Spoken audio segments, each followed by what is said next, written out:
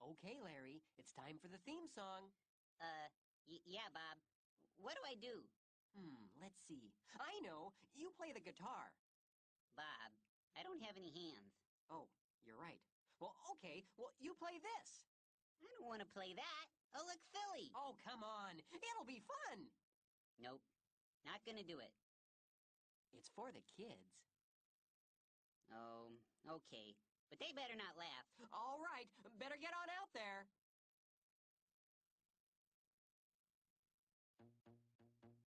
A few months ago, I got nostalgic for, of all things, VeggieTales. And it got me to thinking, whatever happened to it? You know, VeggieTales, that Christian cartoon with the CG vegetables, who would reenact stories from the Bible. Well, I looked into it.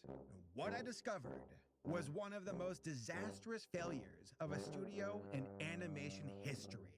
Folks, have I got a story for you. I thought that VeggieTales fell in popularity because they removed God from the reboots. Something about NBC and Netflix downplaying the religious stuff. And that's why VeggieTales failed, right? Oh, guys. Oh, there is so much more to it than that. On one hand, you have a show that was truly groundbreaking on multiple levels. VeggieTales was the most successful Christian children's franchise of all time, and was also the most successful direct-to-video series in history. There was even a time when it was one of the most popular kids' video series in the world, and was only second to Pokemon. I guess Pikachu was a little too strong. On top of that, VeggieTales was also a trailblazer when it came to the world of animation, and was one of the earliest computer animated franchises. Their first episode came out in December of 1993, 2 years before Toy Story. I mean, we're talking about a show that was so popular that even non-Christian people would happily watch it. Believe me when I say, that's incredibly rare. More often than not, secular audiences don't really partake in Christian content. I mean, to which I can't imagine why. It's so good. Don't you want to watch Bible Man? As Bible Man.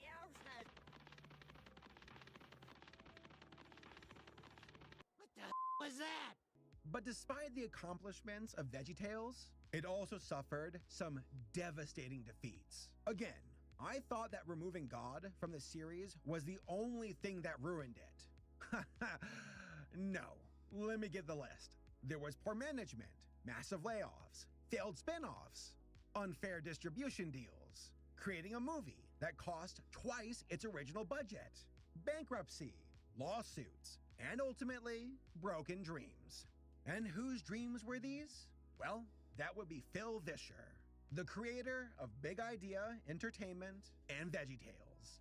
This guy was taken for a ride, for an absolute ride, and essentially had his creation ripped from his arms. Seriously, I have never felt more pity for a person in the animation industry than Phil. But Phil is very open about his downfall, and even wrote a book about it. It's called Me, Myself, and Bob.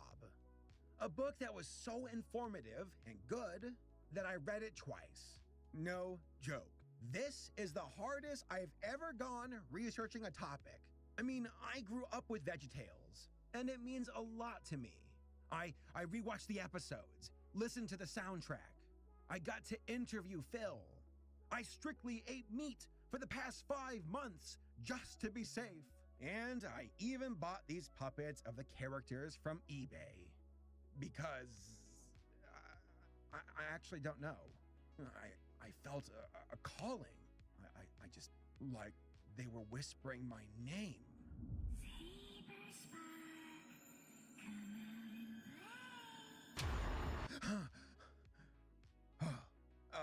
So let's take a closer look at what ruined VeggieTales. When it comes to the fall of VeggieTales, no one played a bigger role than that of Phil Vischer, the creator of the show. Now, for the record, there's a co-creator named Mike Naraki, but we'll get to him in a bit. For now, let's talk about Phil and how this quiet, nerdy kid would go on to make history. And what better place to start than the very beginning? In the beginning, God created the... Phil was born in June of 1966 in Muscatine, Iowa, and belonged to a very Christian family. Sunday service, Sunday school, Awanas, the works. Heck, Phil's great-grandfather on his mother's side was a famous radio preacher, the Reverend R.R. Brown of Omaha, Nebraska, which, let's be real here, sounds like a rapper's name. He's spitting those biblical rhymes with fire and brimstone. And you better believe if you're passing me that auxiliary chord in 1923, we're gonna be listening to RRR. Phil was a weird kid. His words, not mine. He said he loved to build things, watch TV, and that he had no shortage of weird thoughts. Thoughts that he would share and would get him in trouble with Sunday school teachers. They saw Phil as a class clown and warned his parents of his behavior. According to him, he didn't want to disappoint his parents, so he became very quiet instead, but still had these weird thoughts dancing around his head. Instead of hanging out with other kids, Phil would play with puppets and would experiment with his family's video equipment by making stop-motion films with his toys. But when Phil turned 9 years old, something happened that would heavily impact him. His parents got divorced. This truly shook Phil to his core, and the ramifications of his parents' failed marriage would follow him for the rest of his life. It would even play a role in the rise and fall of VeggieTales. Legit, something broke in Phil the day his father left the family, and Phil would never look at relationships the same way again. Why trust people when they could just leave your life? Just so you know, divorce is a very big theme in this story, so keep that in mind as we move along. Phil would remain with his mother and his siblings as he grew up, but the family moved to Glen Ellen, Illinois following the divorce. That's where Phil would spend his high school years and would continue to advance his skills in movie making and special effects. As a matter of fact, Phil was quickly realizing that he had a real talent and passion for understanding how things worked, specifically with films. Movies, such as Star Wars and Tron, heavily inspired him to pursue this path and to see where computers and programming could take him. He even taught himself how to use mathematical equations to make a ball bounce on his Atari 400. According to Phil, quote, computers were infinitely reliable, unlike people. And then it arrived. MTV was a game changer, both for television and for Phil.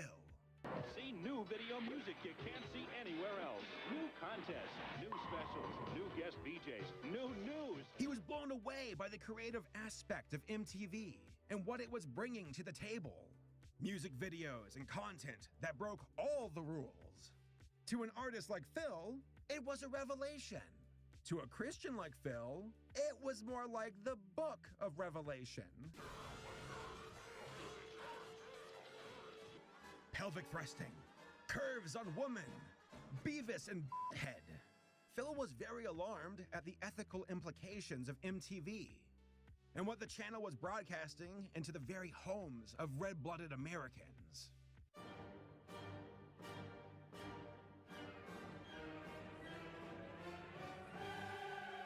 The soul of the nation was now at risk, and MTV was the catalyst that made Phil realize what his purpose in life would be: to use filmmaking as a way to reach out to people and bring them closer to God.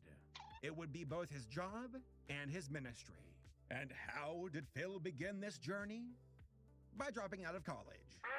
He went to St. Paul Bible College for 3 semesters, but then was kicked out for failing chapel. Phil, dude, how did you fail chapel? All you gotta do is read the Bible out loud. Here, I'll do it. In the beginning, Gosh created the... In the beginning, Gosh created the Oh, God. In the beginning, Gosh created the heavens and the... it's not Gosh, is it? In the beginning, Gosh created the heavens... son of a... But college was not a complete loss for Phil, for it was there that he met the future co-creator of VeggieTales, Mike Naraki. The two were on a puppet team at the college and would go to churches and nursing homes to put on shows. Puppets. Oh God. Oh my God. Uh-oh. They would even write scripts together, to which one would become the future basis for a VeggieTales short called The Forgive-O-Matic. Needless to say, Phil and Mike really clicked, but both of them would fail college and eventually went their separate ways. But of course, only for a bit. Their paths would eventually cross in the near future. But in the meanwhile, Phil here needed a job and went back to the suburbs of Chicago to search for one.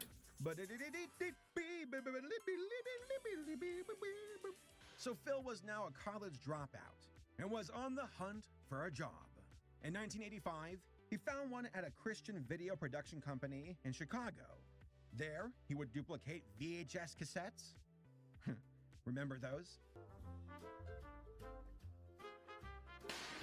And he would work the graveyard shift. But according to Phil, he preferred that. He got to be alone and could spend his free time at work reading up on other equipment and teaching himself how it works. As a matter of fact, that's how he became a video editor. In 1986, the first wave of computer animated companies started to arrive and were being hired to create commercials for companies. Well, it turns out that Phil's boss wanted to get in on this growing market and bought something called the Bosch FGS 4000, one of the first commercially available computer animation systems. Phil's boss even paid to train him to understand the equipment. Around this time, Mike came back into the picture and joined up at Phil's company. Soon after that, the boss made the decision to move the office into the heart of Chicago, and Phil and Mike both decided to move downtown with it. So there you have Phil and Mike, two young guys working at a production company in Chicago. But then they had the idea to make their own little project on the side called A Day at the Beach.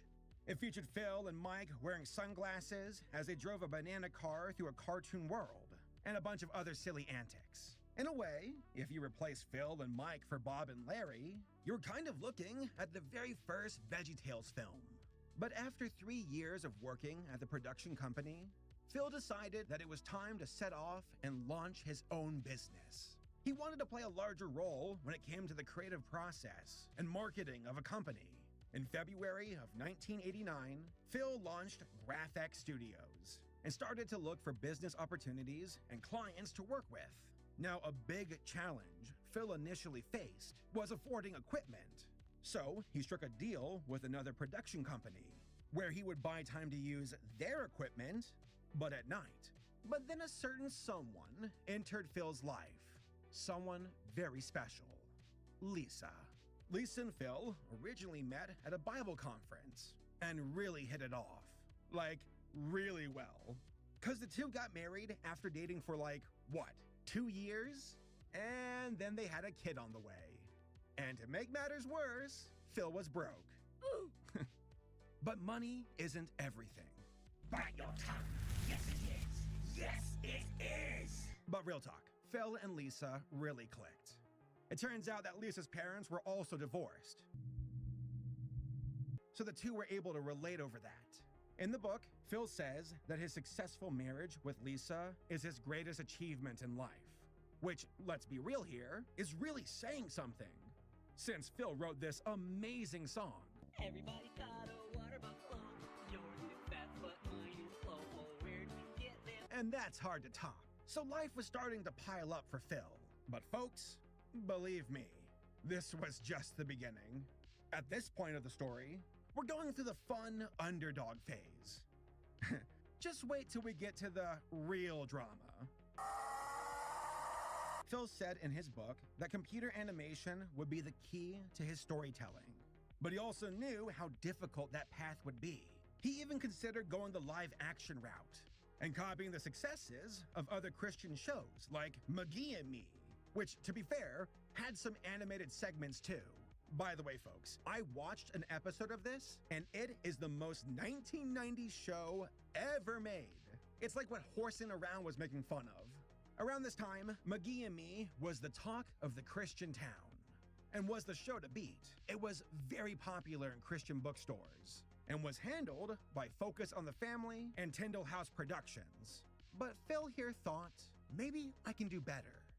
Maybe, just maybe, I can produce my own half-hour-long computer animated home video. A chance for him to create art and launch his ministry. I mean, how hard could it be? It's one fine-looking ministry. Why doesn't mine look like that? Ah!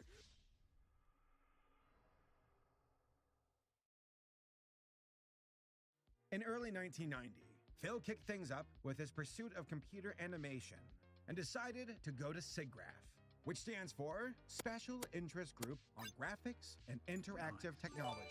It was basically a convention for folks who want to discuss and showcase computer graphics. There were lots of big people from the industry there, but the biggest takeaway for Phil was the introduction of a brand new technique called lattice deformation. It allowed animation models to stretch and squash as they moved. Folks, this was a game changer for the animation industry and especially for Phil. Even Pixar's old animated shorts did not have this kind of animation. But Phil's could. He decided to get his hands on this new animation software and make his half-hour-long film. He would just have to make sure that he had compelling, yet simple characters to work alongside the software. Something without limbs. So during the day, Phil would do work for his clients, and then at night, he would focus on making his kids show. The only problem? It's always a problem, isn't it? Money. The software Phil needed cost around $25,000.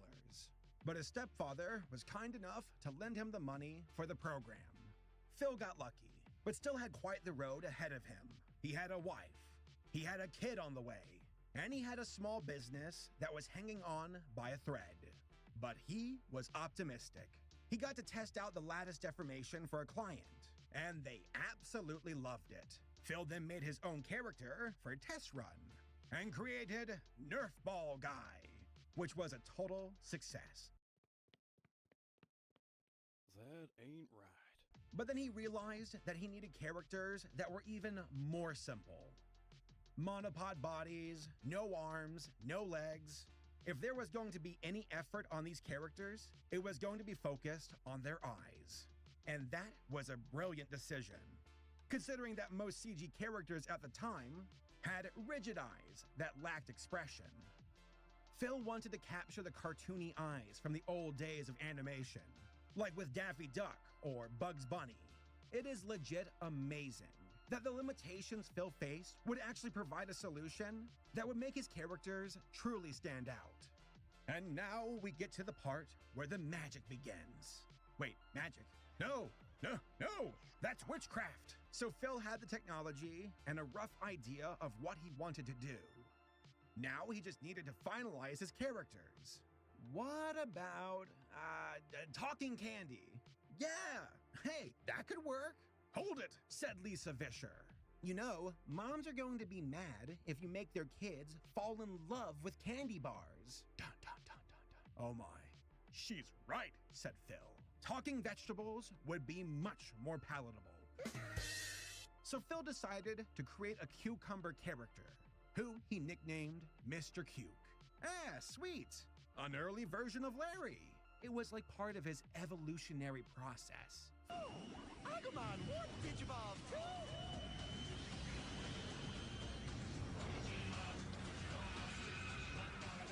Phil and Mike also started to brainstorm stories for the show and thought about doing spoofs on classic literature, like The Grapes of Wrath. And it would be Mike who came up with the name for the show.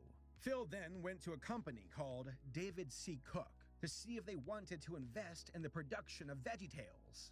Now, they liked the test footage of Mr. Cuke, but they were only interested in selling the show, not funding it. Phil then went to Tyndall House, and they said the same thing. No dice. Phil was really starting to feel the burn. His kid finally arrived, but he barely had any money. Despite this, he was determined to push on with VeggieTales and saw it as a call from God. And here's an interesting fun fact. Phil actually pitched VeggieTales to Nickelodeon back in the day, when they were on the hunt for their first 3 Nicktoons. They considered the idea, but ultimately said no. We don't do computer animation. Jimmy Neutron laughing in the distance. Well, it wasn't all doom and gloom. Yet, but Phil finally came up with Bob the Tomato and officially had his veggie duo ready to go. Heck, Phil would even go on to voice Bob, and Mike would voice Larry. After that, the two put together a short featuring Bob and Larry as a way to pitch the show to potential investors, but nobody was interested. It got to the point where Phil could barely afford food.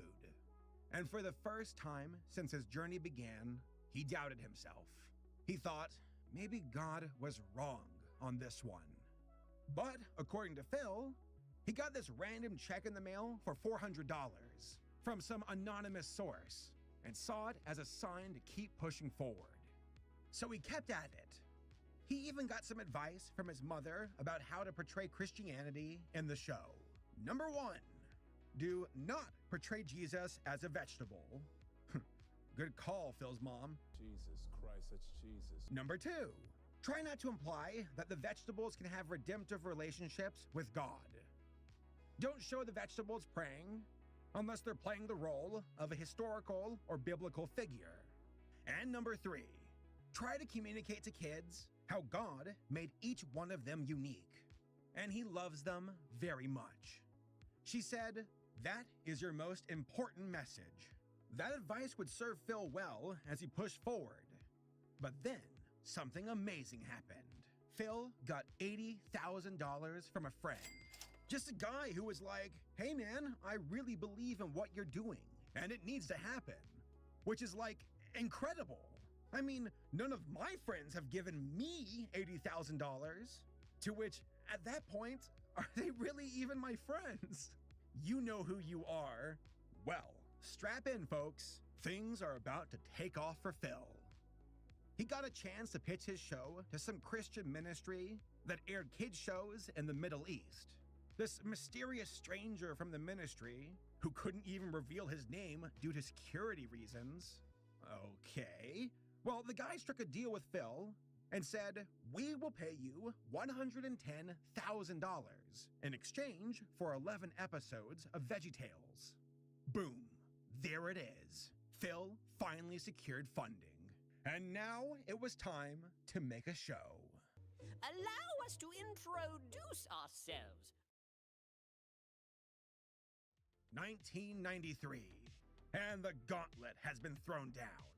Phil and his team had to crunch out a 30-minute computer animated cartoon before Christmas. A computer animated show? Well, that's new and would be very challenging. But Phil had the power of God and vegetables on his side. Okay, so what do we have to do? We need some animators. Okay, said Phil. So he hired Chris Olsen and Robert Ellis. Okay, boom, done. Next, we need some voice actors. Mike will voice half the cast. Why don't we just voice the characters? And maybe, I don't know, Lisa. Lisa, you can voice Junior. How about that? Okay, boom, done. Next, we need some music.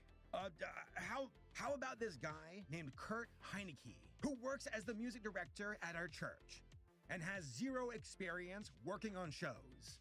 Now, as often as Phil would run into bad luck, this was a particular occasion where Phil was very lucky, because Kurt was amazing. And in August of 1993, Phil changed the name of GraphX Studios to Big Idea Productions. And he and his friends and his family were trying their best to hype up people for the arrival of VeggieTales. And would send out letters to other families and friends to get them pumped up. And honestly, real talk, that's kind of cute. Here's a letter in the mail of a cartoon cucumber that my son's making. Please watch it. No. But Oh no. the Christmas deadline was quickly approaching, and by the skin of their teeth, the team was able to make their deadline. The first official episode of VeggieTales was completed. Complete. Phil had a policy in mind for VeggieTales: to make a Christian show that wasn't just good for Christian viewers, but for all viewers. And I truly believe that he achieved that. Like I said at the start of the video, I knew non-Christian families who loved the show and would watch it all the time. That's truly a testament to the show.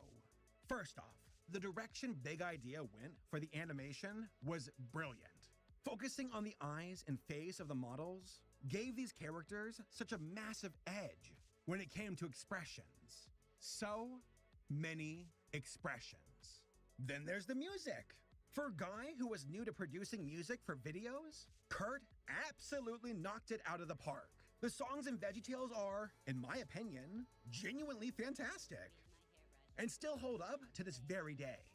While researching this video, I listened to the soundtracks on Spotify and was like, whoa, wow, these songs are catchy. Silly Songs with Larry is legit some top-notch stuff. Then there's the writing. Sometimes the episodes had original stories, and sometimes they were reenacting stuff from the Bible. The Bible. This is the Bible. You question the words of the mighty Jimmy? Regardless, the writing was always on point. It wasn't afraid to have fun, even with biblical content. VeggieTales was able to put its own original spin on these tales from the Bible, even the dark stuff. Remember that story from the Bible when King David was envious of this soldier's wife and sent the guy to the front lines of a battle so he would die and David could hook up with his wife? The Bible's wild. Okay, well, VeggieTales used that plot for an episode. Instead of King David, you got Larry. And instead of a woman, he wants a rubber ducky from Junior. That being said, Larry still sent the kid off to go to war. And the poor kid came back with PTSD. You know, for kids. Incoming! Boysenberry at 3 o'clock! Hello, darkness, my old friend. I've come to talk with you again. And of course, the characters are a lot of fun. Bob, Larry, Junior, Jimmy, Jerry, Pa Grape, Nezzy. They all have unique, interesting, and defined personalities that work well off each other. For example, Bob is the straight man, and Larry is the silly goof. Good stuff. That's a good dynamic. There are even adult jokes in this show. Now, they're not dirty, and they went over my head when I was a kid. Why did the chicken cross the road? Weed eater. Like this bit with the IRS and how this Peach was trying to claim Larry's cookies. As an adult, I find that hilarious. And there's also plenty of references to pop culture stuff, like Star Trek or the Holy Grail. As a matter of fact, I am very certain that the humor from Monty Python was a huge influence on Phil and Mike. I fart in your general direction. Overall, VeggieTales was more than just a show that used computer animation. It had strong writing, great characters, catchy music, Combine all of this with clever computer animation, and you had something that was truly one of a kind. And people were starting to notice. Phil was flown out to Nashville, Tennessee, to talk to a guy from a Christian music company called Word Records. In May of 1994, they struck a deal, and Word asked for 11 episodes, provided funding, and would be a distributor. Despite this investment of money, Big Idea was almost broke and was barely keeping its head above water, since costs were very high. In August of '94, the first 2 episodes of VeggieTales finally arrived in 750 Christian bookstores. Now, as far as world records go, VeggieTales was not the first half-hour-long CGI show. That was claimed by the Crash Test Dummies. But VeggieTales was the first CGI home video series and the first CGI series of any kind produced in the United States. Now, despite being the first in a few categories, initial sales were very low, and people at Christian bookstores were not really going for it. Phil even considered at this point selling Big Idea. But then Phil's lawyer said, "Hey, I have a friend who wants to give you $50,000. But in exchange, he and I get to own a percent of the company." Phil said in his book that the donor and the friend of his lawyer was jokingly called Mr. Silent, since he worked remotely. This guy would also step in to help with accounting at Big Idea. So the team was growing, and with this new cash, Phil even brought on 2 more animators, Tom Dannon and Ron Smith. Ron would go on to be a key player at Big Idea, and was the guy behind a future series at the studio called 321 Penguins. We'll talk about that in a bit. But now, it was early 1995. Sales were still pretty low, and Phil was feeling the burn. But this vegetable powder keg was about to explode.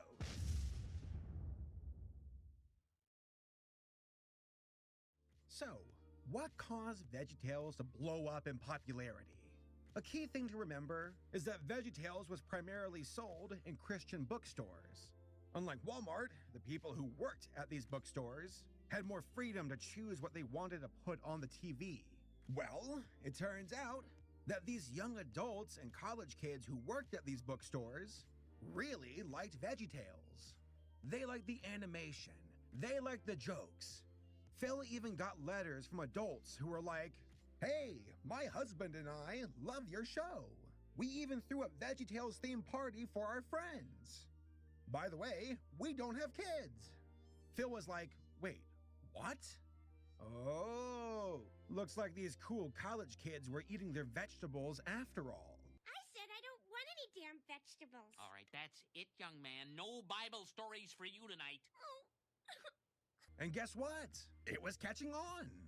After that, Phil got a call from a company called Good Times Video, which was known for making terrible rip-offs of Disney films. They were like, "Hey, how about you dump these Christian distributors and get with us? We can sell your talking vegetables at Walmart, unlike them. But if you want to do that, you gotta tone down the Christian stuff." Phil thought it over, but ultimately turned them down. VeggieTales was his ministry, so taking God out of it would completely defeat the purpose. Phil kept his faith. Enter Bill Haljan. This larger-than-life 50-year-old guy who cursed like a sailor but prayed like a saint. He smoked cigars. He slammed down booze. He walked around in crazy suits with custom patchwork pants with clashing colors. The guy was an absolute Chad, and he was there to help Phil. He offered to do all of the business stuff that Phil was too busy to take care of. So Phil made Bill his vice president of licensing. By mid-1996, Big Idea was blowing up. Sales were finally exceeding expenses. Nice. And Phil decided to step away from animating and instead focus his efforts on more of a leadership role at the studio. Kind of like what Walt did for Disney. As a matter of fact, Walt was a massive inspiration to Phil. He admired Walt's creativity, his movies, his accomplishments. Phil wanted that. He desired to be the Christian Walt Disney. His words, not mine. 1997 would be an explosive year for Big Idea Productions.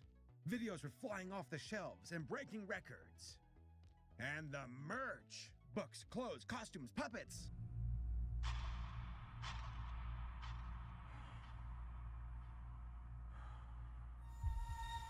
And numbers were up across the board. Phil might have stepped down from animating, but he found himself incredibly busy, rubbing shoulders with big names in the industry and getting hit up by companies who wanted a piece of that vegetable action.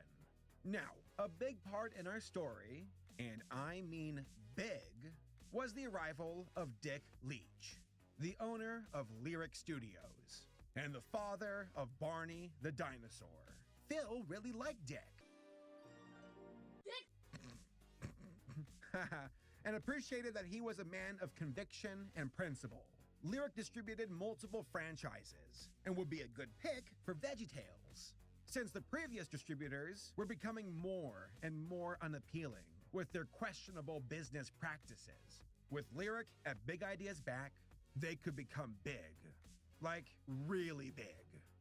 Despite the success of Big Idea around this time, drama was starting to flare up with the team.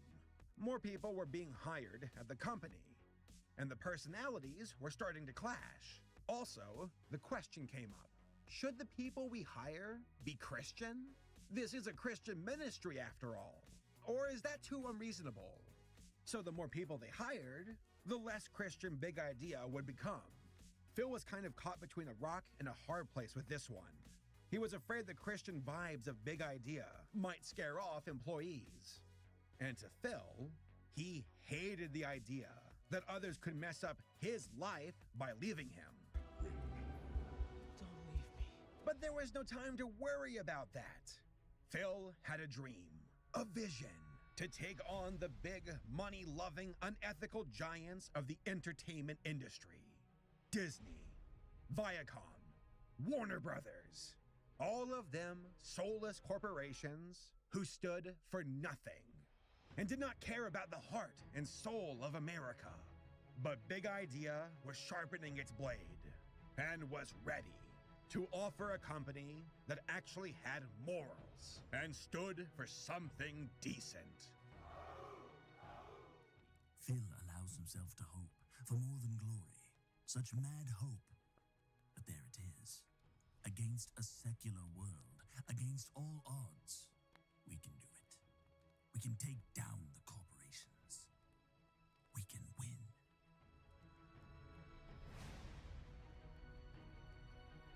Phil wanted to make something truly significant, something that would outlast him. He thought, God wants me to make a great company. And Phil was ready to commit everything to that dream. His goal for Big Idea, to markedly enhance the moral and spiritual fabric of our culture through creative media, to build the most trusted of the top 4 family media brands within 20 years. Well, if you're aiming to do that, you probably need a CEO. So Phil brought on a business mentor of his, this guy who was previously a CEO of a billion-dollar insurance company. Phil was floored. Sales were going up. Videos were being sold at Walmart. Phil was being invited to speak at conferences and conventions. And Big Idea was getting a ton of press coverage. Heck, it was getting so good that other Christian companies tried to get a piece of that vegetable pie. Bible Man, Gaither's Pond, and of course, the critically acclaimed Joshua and the Promised Land. No! No! There would even be shows that would satirize VeggieTales, such as Drawn Together, SNL, and The Simpsons. That's when you know you really made it. Now, Phil had confidence in the growth of Big Idea. He was hungry and wanted to see his company get big fast. And since he was the majority shareholder, he had full control. So there was nothing to worry about, right? Right? The team was growing. Presidents, VPs, HR, PR, marketing. VeggieTales broke records in 1998 and sold over 6 million videos that year alone. It had become the best-selling Christian video series of all time. Phil felt invincible. Big Idea could truly take on the world and become a media empire. Something to rise up and challenge these unethical corporations. Literally nothing could go wrong.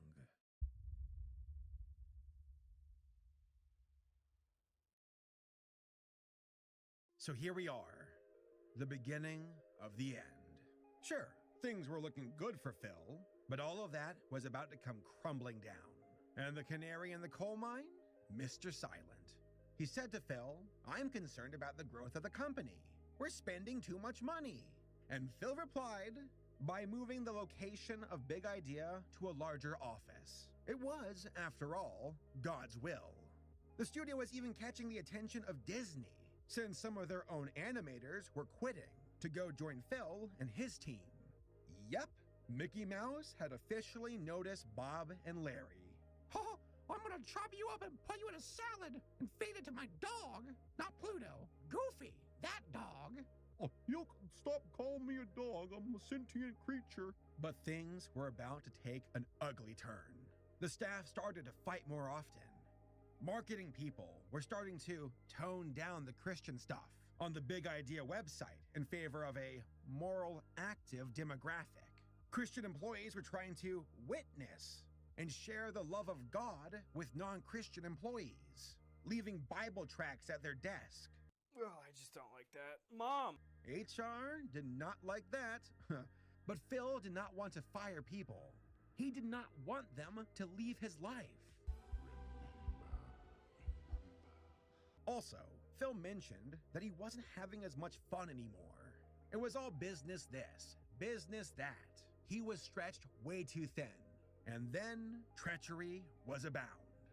So it turns out that the president, CFO, and other executives of Big Idea were meeting behind closed doors, conducting business and estimating numbers without Phil's knowledge.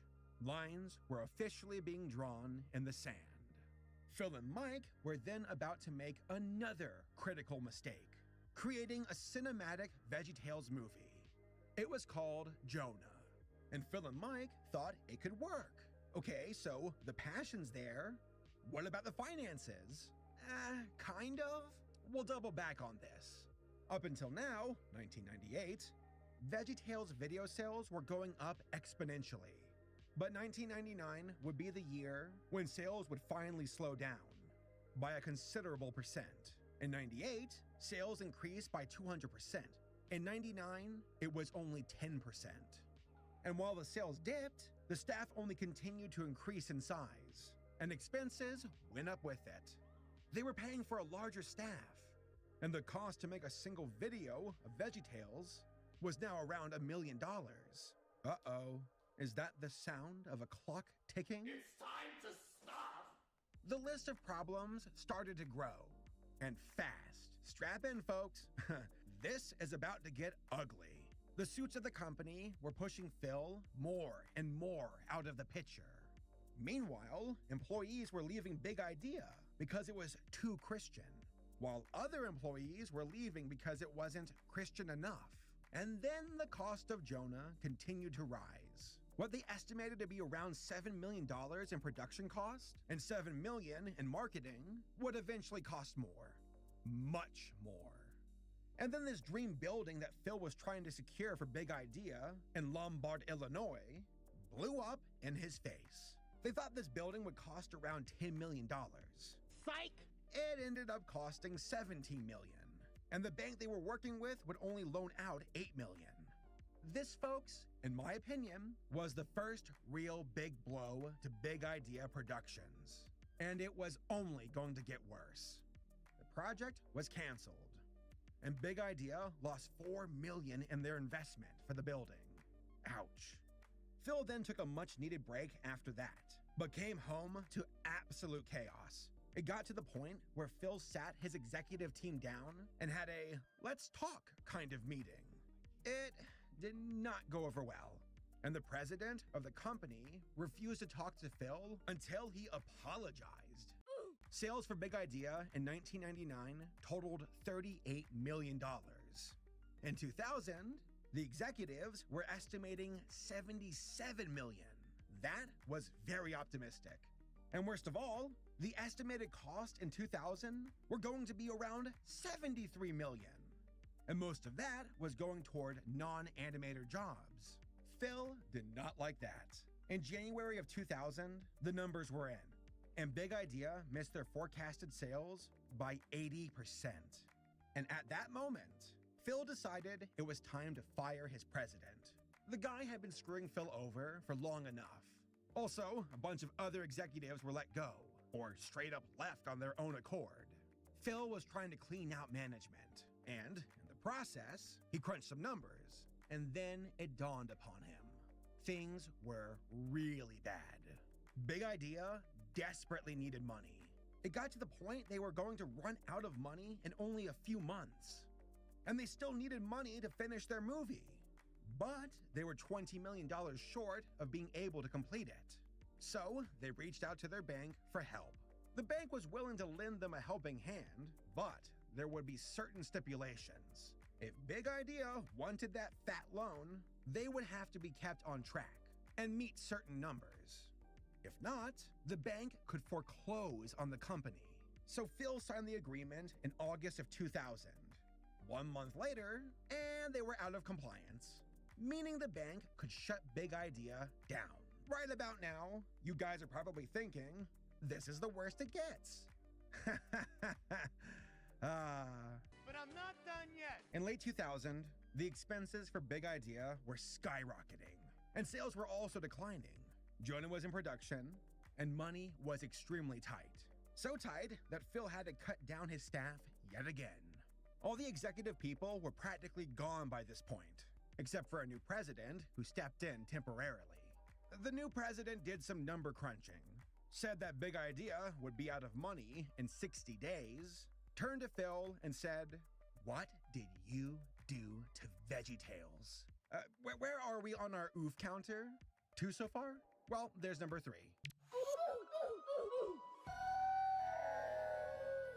Despite the cutbacks, it wasn't enough.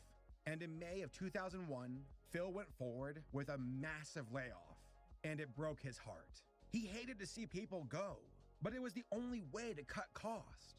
Unfortunately, it still wasn't enough. And Phil was left with yet another hard decision. He could, 1, fire even more people and only do a VeggieTales episode once or twice a year, or B, throw a Hail Mary and hope that the Jonah movie is a huge success. To Phil, choosing option A would be akin to losing faith in God, and he wasn't about to do that. Phil and Mike also had the idea of doing a spin-off of VeggieTales called The Cartoon Adventures of Larry Boy, but it would be done in Flash to save time and money. By the way, Phil, if you're watching this, you said in your book that Dexter's Lab and Powerpuff Girls were done in Flash. That was wrong! Who do you think you are? Yeah, get on my level. Get back to me when you have a YouTube channel. I already have one. Stupid! What have you ever done with your life except for making my childhood? Big Idea also launched another series called 321 Penguins that was headed by Chris Olsen, who, at this point, was essentially running the animation studio. The hope here was that Big Idea could leverage VeggieTales and use it to expand their brand with other shows. Guess what? Didn't work. A lot of fans didn't care for the visual style of Larry Boy, while 321 Penguins wasn't nearly as popular as VeggieTales, but cost almost just as much to make. That would be oof number 4. And then, as is the running theme in Phil's story, things got worse. So it turns out that Big Idea never officially signed the contracts to give distribution rights to Lyric Studios. Instead, it was more of a verbal agreement, which meant the contract was not legally binding. Phil only signed up with Lyric because he liked Dick. And knew he was a good man who kept his word. If anything about Lyric ever freaked Phil out, he could walk away from it. Well, it just so happens that Dick was selling Lyric to a company called Hit Entertainment, the corporation who owns Bob the Builder, Thomas and Friends, and a bunch of other kid franchises. And to make matters worse, there was no way for Phil to talk to Dick about it, because soon after, he died in a freak accident. Phil did not want to sell VeggieTales to Hit. But he also knew if Hit did not own said property, they would most likely not promote it as much as their own franchises. So, in early 2001, Phil made the decision to leave Lyric and signed up with WEA instead, which was the music distribution company at Warner Brothers. Ironic. Phil wanted to stand against Warner, but now needed their help. They offered to advance enough money to Big Idea so they could finish Jonah, though they would eventually have to pay them back. And 10 days after announcing this deal with Warner, Hit Entertainment slapped Big Idea with a lawsuit. Why you bullying me? They were mad. But the lawsuit could wait. We gotta save Big Idea first. We have multiple ways to do this after all. There's the VeggieTales concert. Wait, never mind. That failed. Well, there's the merchandise. Shoot. That money belonged to the distributors. Well, what about the movie? Yes, the movie! Our Hail Mary of the VeggieTales arsenal. This will save the company, right? Folks, are you even surprised anymore? At this point, I think you know the answer. According to Phil, Jonah needed to make at least $18 million in order for Big Idea to walk away with a profit. With fingers crossed, Jonah was released in October of 2002 and made around $25 million at the box office. Now, half of that money went to the movie theaters, and the rest of it, well, it went to the company that marketed the film. So overall, Jonah was a financial failure, and it was not going to save the company. Couple this failure with the impending lawsuit and massive layoffs, and it should be no surprise, Phil wasn't in the best place mentally. He felt like he was losing his focus with his objective for Big Idea, and everything was coming undone, but he still had faith. Phil thought God was going to save Big Idea. Yeah, sure. It was now winter of 2002, and animators at the company were starting to leave. And instead, we're going to Blue Sky Studios to work on robots. Not the machines, the movie. Yeah, remember that film? It's got Robin Williams. But whatever, Big Idea had a bigger problem to deal with. The lawsuit. Ladies and gentlemen, I welcome you all to the endgame of our story. Now, Big Idea had already burned over $2 million on legal fees so far, and begged the CEO of HIT to settle out of court. He said, no, this guy was out for blood, and it was time for a court battle. In this corner, weighing over 10,000 pounds, Barney the dinosaur. And in this corner, weighing... Hold on. Never mind. It's Bob the tomato. Now, fight. The case would go from 2002 to 2003 and took place in Dallas, Texas. During this time, the president of Big Idea left the company. And by April of 2003, only 65 people worked at Big Idea. On the back end, the video sales for Jonah were going well. Too bad Phil did not see a penny of it, since that money would go to distributors. But you know what? Hey, shut up. It's time for law stuff. Phil hated the court proceedings and found them dreadfully boring. His lawyer even told him, hey, Phil, try to look more interested. Well, the argument for HIT Entertainment and their ownership of Lyric boiled down to this. There's actually three main points. One, even though there was not an officially signed agreement, there was a binding agreement based on the original offer letter between Big Idea and Lyric. That, since the offer letter was signed by Dick, and the return correspondence from Big Idea carried a signature on a fax cover sheet, that those documents, taken together, constituted the binding relationship, even though Dick's letter clearly said, quote, there would be no binding relationship until a formal agreement was signed. 2. Lyric's lawyers made the argument that the wording on the potential contract said, quote, approval of which Big Idea will not unreasonably withhold, and said that Big Idea was walking away from Lyric and Hit because Phil was being greedy, that he was leaving only because he wanted more money, and that was it, and that was not a reasonable cause to walk away.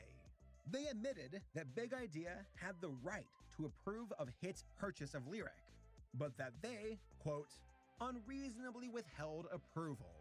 And finally, Hit's lawyers made the argument that Big Idea had given Hit DVD rights to all of Big Idea's videos, even though the contract only said video cassettes only. Their evidence? Big Idea sent 2 videos on DVD for Lyric to use for test audiences only. The lawyers for Hit pointed to the DVDs and noted the logo of Lyric on said covers. See, they said, they gave us DVD rights. Marriage is binding, and that makes me king, see? Phil thought that all of these arguments were completely stupid, to which they were. It was a total stretch of logic. But that's corporate law for you. But this brings us to the final death blow for Big Idea. They lost. The judge and jury agreed with the lawyers from Lyric and Hit and gave them everything. $11 million in damages, payment for legal fees, and of course, Big Idea itself. 14 years of Phil's life work was ripped from his arms in an instant. Despite losing in court, Phil was determined to keep Big Idea together as one entity. He pulled a 363 bankruptcy sale, which was a way to keep the company together and operate as one instead of being stripped for parts and sold separately. That was a smart move. So, in 2003, there was an auction for Big Idea between companies, and a bidding war ensued. The winner, a company called Classic Media, with a purchase of $19.6 million. Now Bob, Larry, the entire VeggieTales cast no longer belonged to Phil. Sadly, the pain for Phil did not end there. He got angry letters from fans and from ex-employees. And ultimately, he asked himself, why? Why would God bring a dream to life only to see it die? For the record, I am going to approach the following from Phil's perspective and beliefs, so keep that in mind. Over time, Phil realized that he made a false idol out of Big Idea, that he was too obsessed with becoming big and doing it quickly, that in the shuffle of it all, he lost focus on his ministry and God. Phil's original plan was to do what he was doing for God. But according to him, he lost sight of that and only cared about his own dreams. In his book, Phil says, quote, beware your dreams. And his personal dream was to become the next Christian Walt Disney, to provide a strong option for people who want to watch movies and shows from a company with strong ethics. He had tunnel vision, and in the process of reaching for the stars, he fell. He fell hard. And you want to hear the most soul-crushing part of it all? You're not ready for this. The irony. In August of 2005, the verdict for the Lyric lawsuit was overturned in federal appeals court. But by that time, it was too late. The damage had been done. Big Idea had already been sold off, and there was no way for Phil to get it back. Hey, what did I say? You know what? I told you all. This was going to be a sad story. Well, guess what? The story is not in there. But before we move on, let's do a quick recap of the main things that went wrong for Phil and brought the original run of VeggieTales to its knees. Number 1, high cost. Big Idea spent a lot of money and hired way too many people. Folks, money is the name of the game, and Big Idea, for the majority of its run, always seems short on it. Number 2, poor management. Phil admits that he does not care for being the CEO or president of a company and would rather pass that off to other experienced people. Well, that backfired because these people did not have the same goals as Phil's in mind. Instead, they had unreasonable goals that would eventually sink the company. Number 3, the movie. This was a bad idea from the get-go. It was way too much, way too soon, especially with the other problems in the mix. It took away manpower it cost a ton of money. And here's the thing, the movie itself wasn't bad. If only Big Idea could have waited a few more years, then maybe the movie might have been a success. Number 4, distributors. I feel that out of all of the problems I've listed so far, this one was the most out of Phil's hands. He played by the rules and had an understanding with a guy who was cool with him. But then that guy died, and the new owners went for Phil's throat. In hindsight, maybe he should have signed a contract that he found suitable with Lyric, instead of letting things be. If he did, it definitely would have helped him in court. But ultimately, Phil blames himself. He said that his strengths built Big Idea, but his weaknesses brought it down. That he was too eager to go big, and that was his undoing. Well, you can't say he doesn't own up to it. Despite the lawsuit, bankruptcy, and auction, this was not the end for VeggieTales. You see, Classic Media was now the new owner, and oh, wait, hold on. I'm wrong. They were bought by DreamWorks. Wait, no, hold on. They got bought by NBC Universal. Oh, wait, they were bought by Comcast. What just happened? So, technically, Comcast owns VeggieTales. Huh. Well, VeggieTales would eventually find itself on TV in a show called VeggieTales on TV. It was repackaged episodes of the original VeggieTales, and it ran from 2006 to 2009 on a channel called Kubo. Okay. It was even the top Saturday morning cartoon during its run.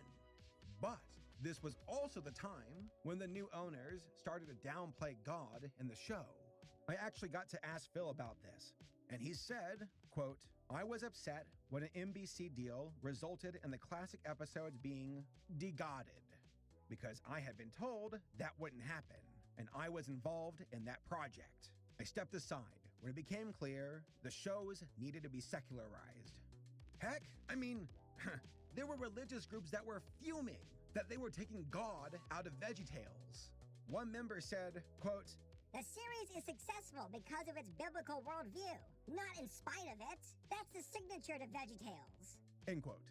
Honestly, you know what? That's a fair point. The show did start off as Christian after all, but then things got weird with the Netflix series. Both of them. VeggieTales in the House in 2014, and then VeggieTales in the City in 2017. Phil and Mike still worked on the shows as voice actors, but that was it. Instead of them, the series was led under the command of Doug TenNapel. Buddy, I don't even know how to say your name, but I don't really care. He was the guy who was the creator of Earthworm Jim.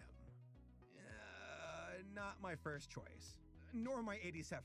Both of these series featured redesigns of the characters, as the characters had more, anime eyes, I guess? Bobo-san, where's my hairbrush? Also, the stories and writing weren't nearly as sharp. Overall, I did not care for In the House or In the City. And it just proves that Phil and Mike really knew what they were doing originally. And let me tell you, the VeggieTales fandom did not care for these reboots either. I found this crazy forum post from like 2014 that said the following, quote, no one in this series is cute. Even Larry, the cucumber I've been crushing on since I was 8, looks like what comes out of your blood if you eat too much green stuff. Really? It's Larry? Larry's hot? Larry's your crush? Well, that's a new one. Oh, by the way, someone replied to this and said, quote, you're gonna burn in hell for the rant you made. Oh man, these fans go hard. Despite the crushing defeats that Phil suffered throughout the years, there was a silver lining.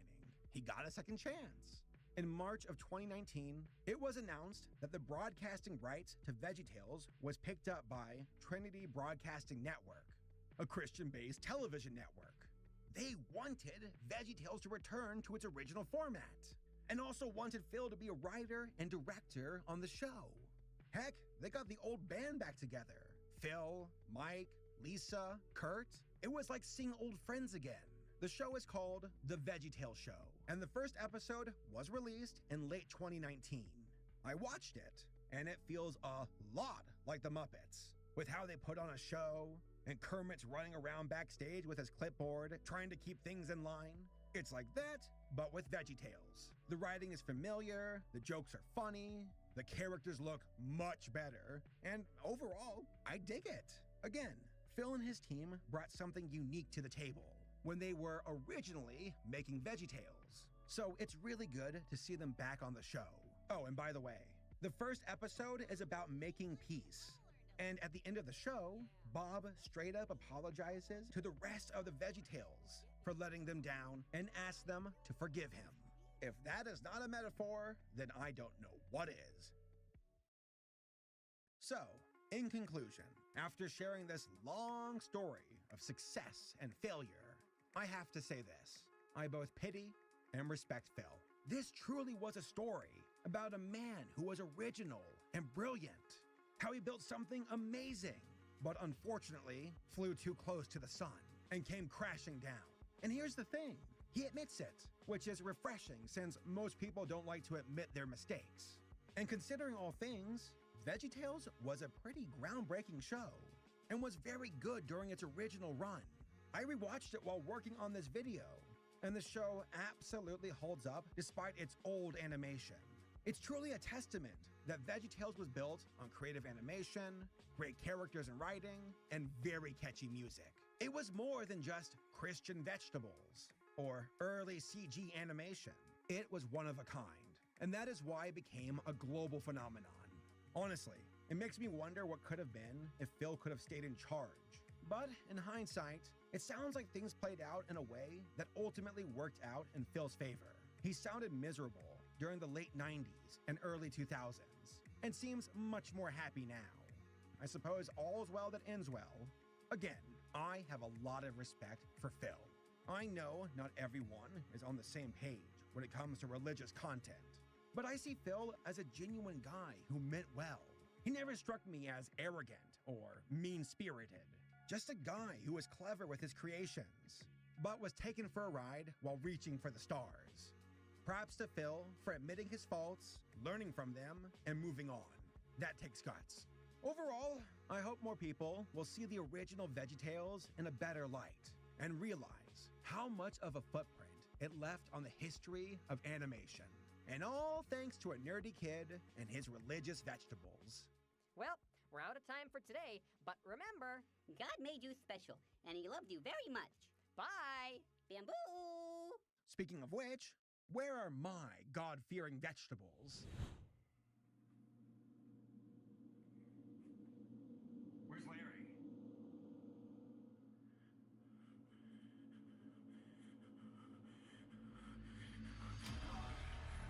Oh, God.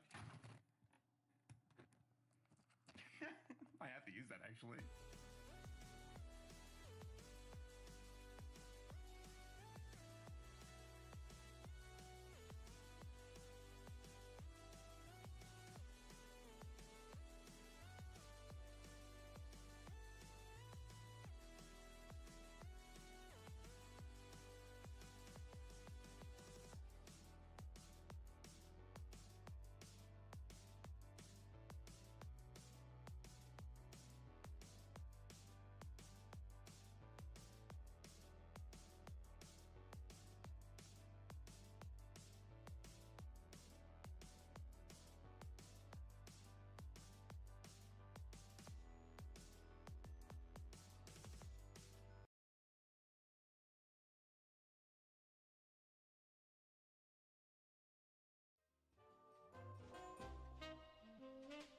Children's programming has graced us with countless nostalgic shows over the many years it's been around.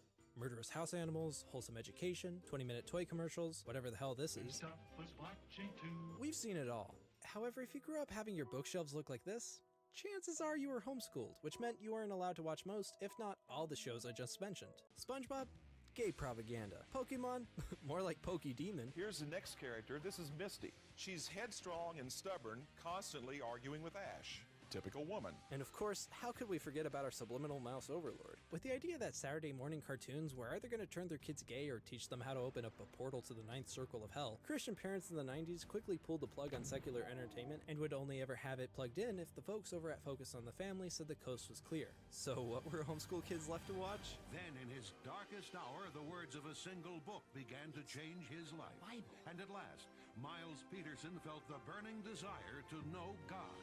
Inspired by the Word of God and equipped with unyielding faith, Miles pledged to fight evil in the name of God as Bible Man. Now, luckily for myself, my parents were cool and let me watch beyond the limits of Focus on the Family's list of approved programs, which is why I have a lot of fond memories watching SpongeBob, Fairly Odd Parents, and Ben 10, among many others. I was even allowed to watch the Harry Potter movies, which was a very big no-no in the homeschooling community.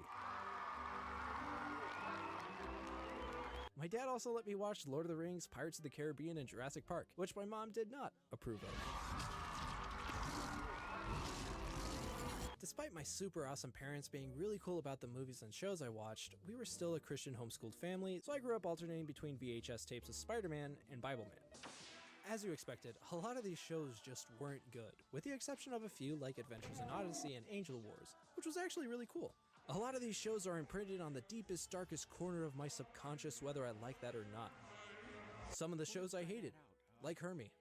Dear God, I would like a giant raspberry and cabbage leaf swirled ice cream cone. And I'd like you to get the fuck out of here. But there was one show that defied it all. A show that didn't come across like your 20-something youth pastor who tried way too hard to be your cool friend and spiritual role model. Dude. A show that advertised Sunday morning values with Saturday morning fun and actually delivered. A show about talking vegetables.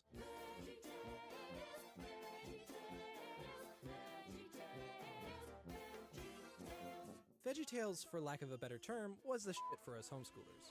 The show had two hosts, Bob the Tomato, the anchor and overall mom of the show, and Larry the Cucumber, the lovable goofball and often star. Each episode would begin with Bob and Larry reading a letter sent in by a fan of the show, sharing a personal struggle of theirs, like being bullied, and would ask for the host's advice. Bob and Larry would then play a movie that dealt with those same issues, which would sometimes retell stories from the Bible, parody a popular franchise, or make up its own unique story. After the first act, the show would be put on hold for my favorite segment, Silly Songs with Laddie. The part of the show where Laddie comes out and sings a silly song.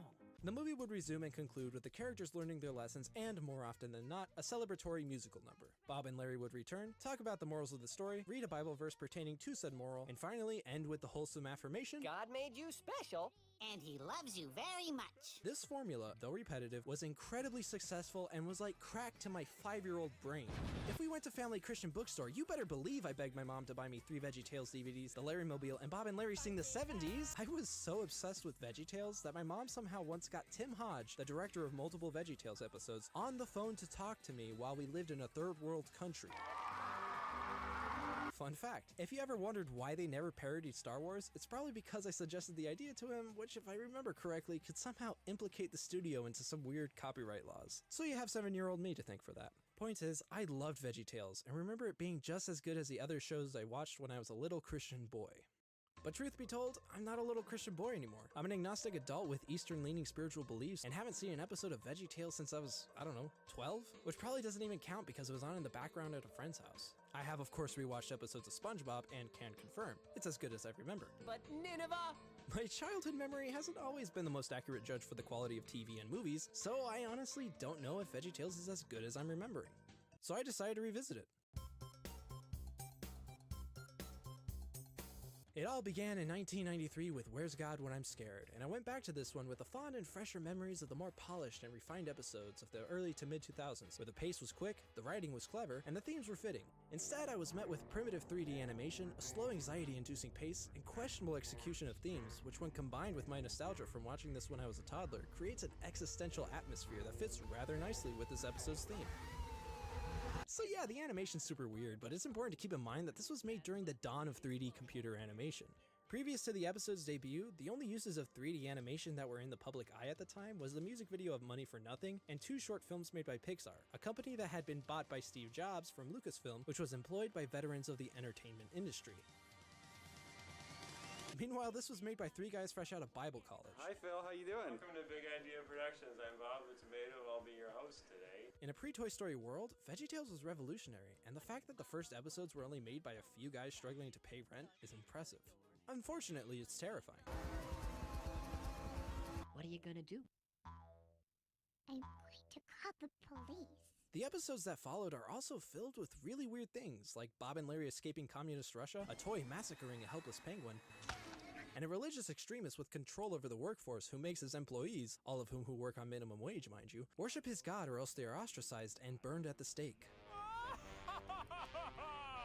Okay, I made up the bit about communist Russia and the penguin, but that last bit about the capitalist cult leader is 100% a real episode. Oh, that was beautiful.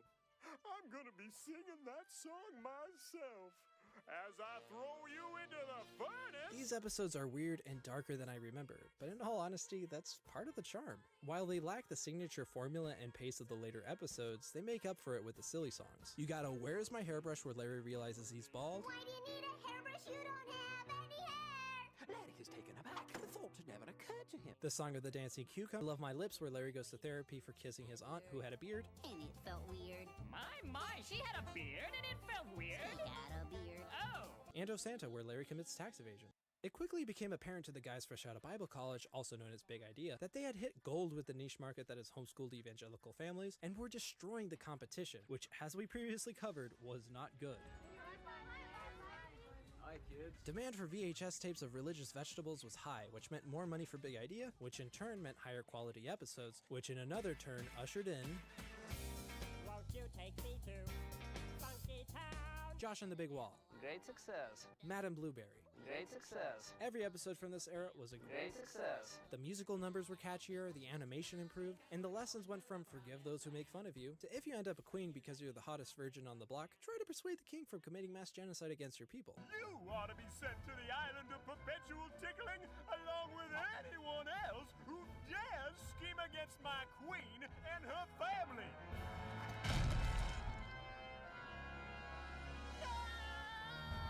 Great success. This is the issue with adapting stories from the Bible for children. The Bible, or at least the Old Testament, is not exactly family friendly. There she lusted after her lovers, whose genitals were like those of donkeys, and whose emission was like that of horses. Oh! Behind all the repackaged Sunday school stories we grew up with are very disturbing and even barbaric accounts. Like, for example, not too long before the events of Josh and the Big Wall, God commands the Israelites to murder all the men, women, and children of a tribe, and for the Israelite soldiers to keep the young virgin girls for themselves as slaves. Which means the character this adorable cucumber is portraying had underage sex slaves, which makes me feel really uncomfortable. That's not to say the Bible doesn't have beautiful stories with profound insights that are empowering and relevant, because it absolutely does. It's just that it's weird to see a show aimed at 5-year-olds retell the story of when King David used his power to force a woman to have sex with him against her consent, and then murdered her husband when she got pregnant to hide his sin, for which God punished him by killing the baby once it was born. Granted, Big Idea swaps out the woman with a rubber ducky and sex with taking a bath, but still, it's a little weird. Oh, that's hot. That's hot. Besides the odd religious choices, the show really is at its best here. There's a skit about hoarding resources that is extremely relevant today. The Englishman who went up the hill and came down with all the bananas. Hello, I am the Englishman who went up a hill and came down with all the bananas, leaving, of course, the inhabitants of the hill with no bananas, and therefore bestowing the term selfish upon myself. There's also a lot of meta jokes and references that obviously went over my head when I was a little kid. Of course, not every joke lands, but it's certainly funnier than Hermie. Windstorm. I like that name. No, Hermie, it's a real windstorm. But the comedic highlight is once again the silly songs. You have Song of the Cebu, where Larry puts on a sequential image stereophonic multimedia event about Cebus, but completely fails, thus leaving his audience and producer utterly disappointed in him. I want my money back. And it's because of this failure that in the next episode, Larry's producer cancels Silly Songs forever and replaces it with Love Songs with Mr. Lunt, who sang about a gourd in love with a cheeseburger but has an adulterous affair with a half-price meal of eggs and bacon over at Denny's. And no joke, from what my mom tells me, at the time of its release, it was quite controversial among some parents in the homeschooling community. after losing his job. Silly Songs is cancelled until further notice. Larry becomes an alcoholic. Wanna talk about it? But when everyone has a little weed, it gets paranoid. Don't look at his eyes. They're laser beams. There's only one hero to save the day. I am that hero. Larry Boy delivers takeout. I'm sorry. I've been stuck in quarantine doing nothing but watching VeggieTales and playing God of War 2, and I think it's starting to affect my mental health. How long have I been here? How long have I suffered this curse? I truly do not know. As I was saying, these Christian vegetables sure are funny this time around, and as for Big Idea, business was good. So good, in fact, that animators who had worked on Mulan and Lion King were leaving Disney to work at Big Idea. Critics were raving, kids were laughing, parents were buying, VeggieTales was unstoppable. And with their first feature-length film around the corner, as well as 2 new shows, and even talk for a theme park, Big Idea was on track to become Christian Disney. Then they filed for bankruptcy in 2003. Sometime around 1997, co-writer and voice of Larry the Cucumber, Mike Naraki, wrote a full-length feature film out of what was originally supposed to be just a 45-minute VeggieTales episode. CEO Phil Vischer read it, said, "This some serious gourmet shit." Asked his fellow higher-ups if it was financially possible, they said yep, and so the film was greenlit with a $7 million budget. That's when the last head of the animation studio left Big Idea and went directly into therapy. According to Phil Vischer's book on the matter, they were not the first executive to do so. You see, not everyone who worked at Big Idea shared the same beliefs, but there were those who believed everyone should, so they would evangelize and debate during work hours, which led to a lot of professionals leaving the company during production and into several months of therapy. Jonah went far into production without anyone managing it until finally Big Idea hired a couple of industry veterans to produce and run the studio. But because of the time spent without anyone overseeing the project, department leaders just hired extra animators to help with the film, which meant that $7 million budget jumped to $10 million. Also, as it turns out, sales weren't going as well as his fellow higher-ups had previously said, and they really didn't have the money for the movie, which was now $20 million over budget. To raise money, Big Idea sold their distribution rights, which got them the $20 million they needed. What the film made went straight to the distributors, which left Big Idea with nothing. Zilch. Nada. Well, that and an $11 million lawsuit for selling their distribution rights, which Lyric Studios kinda had. So Big Idea lost the lawsuit, filed for bankruptcy in 2003, and was bought by Classic Media. Phil Vischer would remain at Big Idea with no creative control, only to write one VeggieTales episode script a year and voice his characters.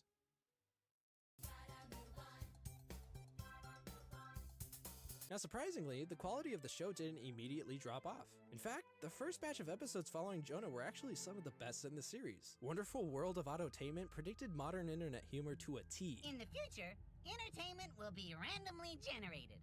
Randomly generated? Randomly generated. Randomly generated jokes? Randomly generated emotions? This is a big mess! I'm sorry, Bob. I was sure this was going to be the great new way to entertain kids and teach them nice lessons. Oh, like how to tell nonsense jokes and be emotionally unstable?